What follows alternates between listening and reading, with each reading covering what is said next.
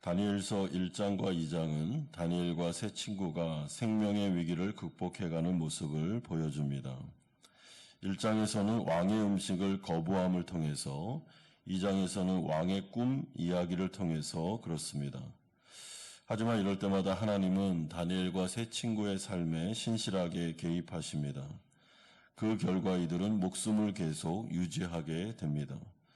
그리고 그 핵심에는 다니엘과 세 친구의 확고한 믿음이 있었습니다. 다니엘과 세 친구가 이러한 어려운 환경 속에서도 오직 하나님 한 분만을 섬기기로 뜻을 정하여 언약에 신실하게 반응했을 때 하나님도 이들을 향해 뜻을 정하셨습니다. 내가 이들과 함께하여 이들의 하나님이 되어주며 이들을 지키리라. 이것이 바로 하나님이 다니엘과 세 친구를 향한 언약의 내용이었습니다. 그런데 또다시 오늘 본문에 보면 위기가 닥쳐오고 있습니다. 우리가 이러한 상황을 볼 때 매 순간이 고비의 고비임을 느끼게 됩니다. 1장과 2장을 거쳐 숨을 고르기도 전에 3장에 들어서면서 또 다른 시련이 몰려오고 있습니다. 1절은 느부갓네살 왕이 금으로 신상을 만들었는데 높이는 60규빗, 너비는 6규빗, 그리고 그것을 바벨론 지방의 두라 평지에 세웠다라고 말씀합니다. 이것은 지금으로 말하면 높이가 한 30m 정도 되고 너비가 한 3m 정도 되는 대형 신상입니다. 그리고 이 신상은 느부갓네살 왕 자신을 신격화시켜서 절대 권력을 과시하려는 것이었고, 그렇기 때문에 모든 나라의 관료들을 낙성 예식에 다 강제로 참석시킨 다음에 자신에게 절을 하라라고 말하고 있습니다. 만약에 절하지 않으면 극렬히 타는 풀목구 가운데 집어넣어 버리겠다라고 하면서 겁박을 주고 있습니다. 이에 낙성 예식에 참석한 모든 관료들은 다 절대 권력 앞에서 무릎을 꿇고 맙니다. 이들 가운데는 이스라엘에서 잡혀온 다니엘과 세 친구를 제외한 유다 엘리트 그룹이 있었습니다. 이들은 이미 율법을 통해서 하나님 외에 다른 신을 섬기지 말라라는 것을 귀가 따갑도록 들은 사람들입니다. 그러나 모두 다 이 절대 권력 앞에서 여지없이 무너지고 맙니다. 왜냐하면 이들에게는 신앙이 하나님이 목숨까지 버릴 정도의 그런 분은 아니었기 때문에 그렇습니다. 그리고 이런 분위기에서, 그것도 절대적인 권력자 앞에서, 그것도 절하지 않으면 풀무불에 넣겠다는 엄청난 경고 앞에서 절을 하지 않는다라는 것은 결코 쉬운 일이 아닙니다. 이에 다니엘과 세 친구는 또다시 신앙의 위기에 직면하게 됩니다. 우리가 이런 모습을 보면서 이 세상을 살아갈 때 신앙생활 하기에 이 세상은 결코 만만한 곳이 아니다라는 것을 알게 됩니다. 특별히 신앙생활을 제대로 하려고 하면 이제부터는 신앙생활을 정말 잘해야 되겠다라는 마음을 먹기 시작하면 그때부터는 엄청난 벽에 부딪히게 됩니다. 이 세상 가운데 먹고 살아가는 문제, 또한 세상이 던지는 너희들이 세상 앞에서 무릎 꿇지 않으면 너희들이 어떻게 이 세상을 살아갈 수 있겠느냐라는 겁박들, 또한 직장생활의 그런 문화들, 친구들과의 놀이 문화들, 가정의 제사 문화나 결혼관과 직업 간의 차이들, 재정 문제, 돈의 문제, 중독의 문제, 이런 부분들이 우리의 발목을 잡을 때가 있습니다. 그러면서 이 세상은 계속해서 절대 권력자가 되어 우리에게 말합니다. 마치 사탄 마귀가 예수님을 시험한 것처럼 네가 내 앞에서 무릎을 꿇어라. 그래야 네가 먹고 사는 문제가 해결된다. 라고 우리에게 겁박을 주고 있습니다. 이러한 상황 속에서 우리는 어떻게 살아야 되는가? 죄짓지 않고 오직 하나님만을 절대자로 믿으면서 그분이 내 인생을 책임져 줄 거야 라는 믿음을 가지고 살아가야 되는데 그게 만만치 않다는 것입니다. 그러므로 이럴 때 우리에게 필요한 것은 신앙의 우선순위입니다. 다니엘과 세 친구처럼 하나님이 최우선 자리에 있으셔야 됩니다. 그리고 우리의 믿음을 가지고 나아가야 되는데 이때 어떤 일이 벌어지는가? 8절에 보니까 그때 어떤 갈대아 사람들이 나와서 유다 사람들을 참소했다라고 말합니다. 12절에도 이제 몇 유다 사람 사드락과 메삭과 아벳느고는 왕이 세워 바벨론 지방을 다스리게 하신 자이건을 왕이여 이 사람들이 왕을 높이지 아니하며 왕의 신들을 섬기지 아니하며 왕이 세우신 금신상에게 절하지 아니하더이다라고 말하고 있습니다. 유일하게 다니엘과 세 친구만 이 금신상에 절하지 않았습니다. 이에 대해서 참소하고 중상모략을 하는 자들이 나타나기 시작합니다. 왜냐하면 평소에 다니엘과 이 세 친구를 시기하던 자들이었는데 그래서 일거수일투족을 관찰하다가 건수를 잡은 거죠. 그래서 이 네 명을 제거하려는 음모를 가지고 다가오게 됩니다.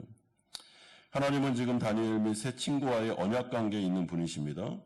그러므로 지금 이 음모하는 자들은 다니엘과 세 친구를 제거해야 되겠다라고 생각했지만은 그 뒤에 계시는 하나님을 보지 못하고 있습니다. 따라서 이 다니엘과 세 친구를 공격하는 게 아니라 하나님을 공격하고 있구나라는 것을 모르고 지금 교만하게 행동하고 있습니다.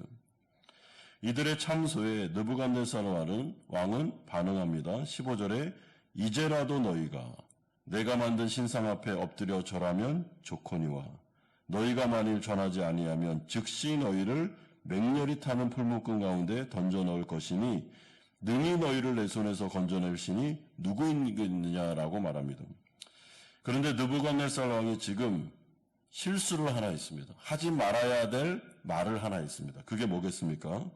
능히 너희를 내 손에서 건져낼 신이 누구겠느냐라는 교만한 말입니다. 여러분 이런 말은 하면 안 됩니다. 자기가 마치 신인 것처럼 이 네 명의 사람의 운명을 좌지우지할 수 있는 것처럼 교만하게 말하고 있는데 그 모든 내용을 하나님이 다 듣고 계셨습니다. 굉장히 하나님이 듣기 싫은 말입니다. 능히 너희를 누가 내 손에서, 당연히 하나님이 그들을 건져내시죠. 이에 사드락과 메삭과 아벳느고가 느부갓네살 왕에게 대답합니다. 그리고 이들은 신앙 고백을 분명하게 하고 있습니다. 세 가지로 요약할 수 있는데 첫 번째 신앙 고백은 우리가 이 일에 대하여 왕에게 대답할 필요가 없습니다 라고 말합니다. 여러분 이 말은 무슨 말인가 하면 우리의 마음은 이미 결정되어 있습니다 라는 뜻입니다. 두 번째 신앙 고백은 우리가 섬기는 하나님은 반드시 우리를 맹렬히 타는 풀문불 가운데서 건져주실 겁니다 라는 신앙 고백입니다. 이것은 당신이 우리의 인생을 책임지지 않습니다. 하나님이 우리의 인생을 책임집니다. 하나님은 기적의 역사를 베푸셔서 우리를 살아가게 하실 겁니다 라는 고백입니다. 세 번째 신앙 고백이 하이라이트입니다. 이들은 그렇게 하지 아니하실지라도 라고 말하면서 그래도 우리는 하나님을 포기할 수 없습니다 라고 말합니다. 이 말은 하나님께서 우리를 그냥 풀무불 가운데 죽게 내버려 두셔도 우리의 마음은 이제 변하지 않습니다 라는 고백입니다. 왜냐하면 이들에게 있어 하나님은 목숨보다도 귀하신 절대 가치를 가지신 분이었기 때문에 그렇습니다. 그리고 이들의 신앙 가운데는 내가 구원받은 것으로 만족한다는 신앙이 있었습니다. 여기서 죽어도 괜찮습니다. 문제가 되지 않습니다. 그러나 나는 하나님에 대한 나의 절대 신앙을 포기할 수 없습니다 라고 말합니다.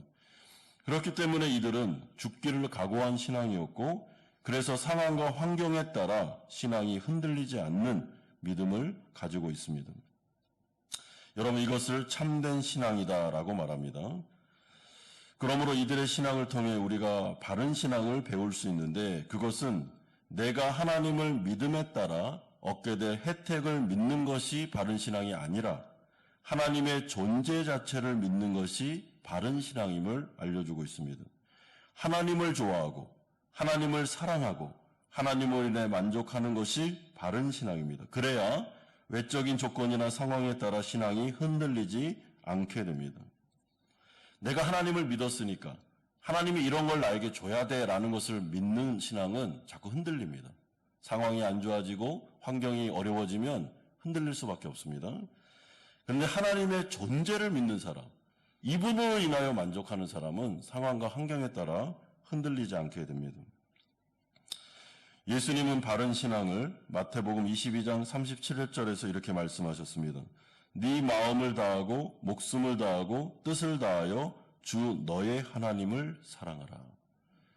중요한 것이 무엇입니까? 하나님을 사랑하는 것이지 하나님을 믿었을 때 나에게 돌아오는 그 무엇을 사랑하는 게 아니다 라고 말씀합니다. 출애굽기 20장 3절은 너는 나 외에는 다른 신들을 내게 두지 말라, 이것이 바른 신앙임을 말씀합니다. 하나님만이 우리의 목자, 하나님만이 우리의 왕, 주인이십니다. 그분이 내 인생을 책임집니다.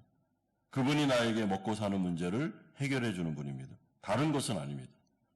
그것이 우리에게 있어서 중요한 신앙 고백이며, 이 부분에 있어서 다니엘과 세 친구는 목숨을 내놓게 됩니다. 죽으면 죽어도 이 신앙 고백은 흔들리지 않습니다 라고 말씀하고 있습니다. 오늘 이 말씀을 통해서 우리 가운데 이 성경은 질문을 던지고 있습니다.